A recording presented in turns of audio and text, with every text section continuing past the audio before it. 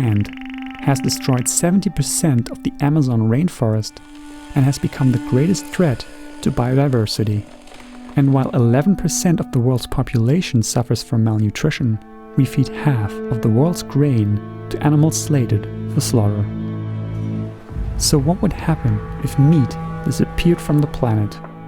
How could the end of meat affect the planet, the animals, and our own lives?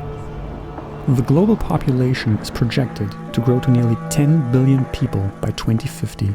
As nations urbanize and citizens become wealthier, they consume more resource-intensive foods such as meat and dairy, intensifying the already enormous burden on our ecosystems, the animals, our health, and perhaps especially the climate. The most common indicator for humans' massive impact on the environment is the increase in greenhouse gas emissions. In London, I wanted to learn more about the relationship between meat and our climate.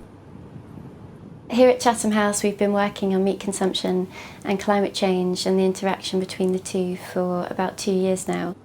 We recognise that the livestock sector is a major driver of climate change, but one that's often overlooked. So we wanted to try and explore why that's the case and what could be done to try and address this awareness gap and what we're calling the cycle of inertia, by which governments aren't taking action on a really critical issue.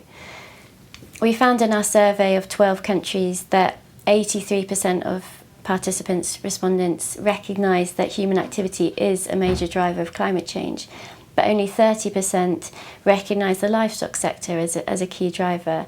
That's really striking because we know that the livestock sector contributes 15% of greenhouse gas emissions, which is roughly equivalent to every vehicle on the planet. So we're talking about a major source here of which people aren't aware.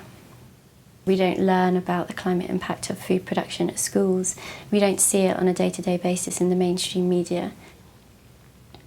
Without tackling global overconsumption of meat, we will inevitably see dangerous levels of climate change. That will face more frequent supply shocks, so a situation in which crops fail and we have less food supply than we might otherwise expect. In early 2016, a team of researchers from the University of Oxford released a study about the climate and health benefits of various diets. The worldwide media response was enormous. This was the first global study that estimated what would happen if we stopped eating meat and animal products altogether. Previous studies have mostly looked at the environmental benefits of dietary change. We